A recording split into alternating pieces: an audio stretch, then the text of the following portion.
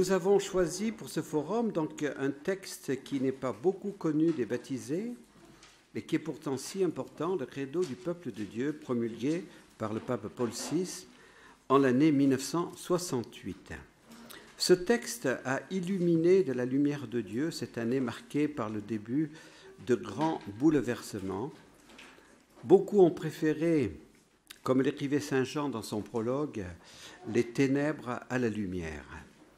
Mais ce forum vous fera découvrir le courage de Paul VI, qui n'a pas eu peur d'aller à contre-courant, d'être critiqué, marginalisé, ridiculisé, après avoir promulgué ce credo le 29 juin 1968 et l'encyclique Humanae Vitae un mois plus tard, le 25 juillet 1968 également. Le pape Paul VI était préoccupé par la crise de la foi qui se manifestait quelques mois seulement après le Concile Vatican II. Donc nos frères Benoît et Clément-Marie vont vous parler de tout ce qui mettait gravement en danger la foi de l'Église. On pensait que le modernisme, sévèrement condamné par saint Pie X, était définitivement vaincu. Mais voilà qu'il réapparaissait avec le néo-modernisme progressiste qui voulait adapter la foi chrétienne au monde moderne. L'esprit du Concile Vatican II n'était pourtant pas l'esprit moderniste progressiste. Ce soir, frère Benoît nous fera découvrir l'action du philosophe français Jacques Maritain, du théologien suisse Charles Journet, qui ensuite est devenu cardinal, et qui était le fidèle ami de Paul VI, pour mettre un frein à la grave crise qui menaçait l'Église. Notre père fondateur s'est souvent appuyé sur ce credo de Paul VI pour redresser les graves erreurs doctrinales du néo-modernisme progressiste. Il a loué le grand courage de Paul VI, dont parlera tout à l'heure sœur Gaëtane.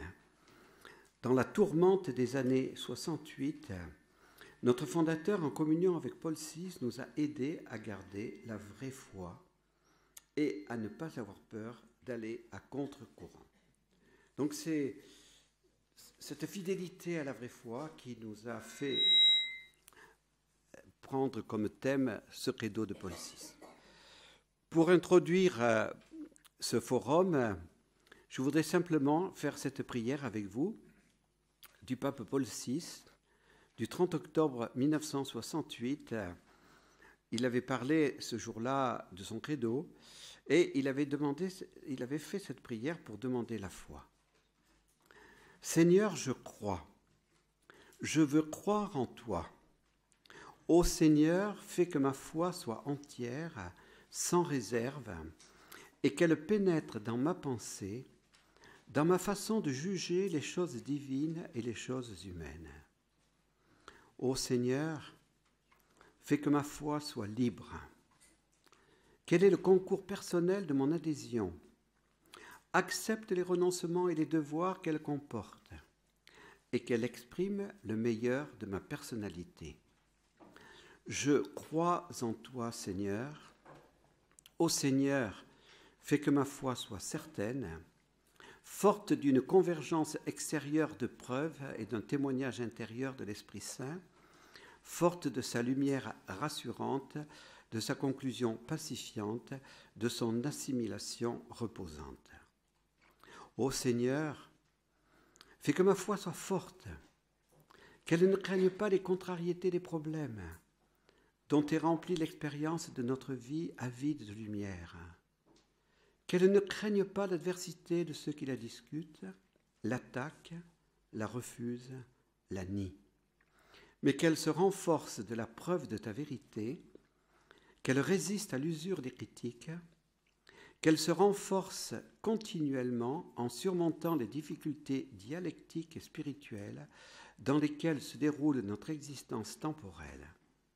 Ô Seigneur, fais que ma foi soit joyeuse et qu'elle donne paix et allégresse à mon esprit, le rende capable de prier avec Dieu et de converser avec les hommes de telle manière que transparaisse dans le langage sacré et profane la béatitude intérieure de son heureuse possession.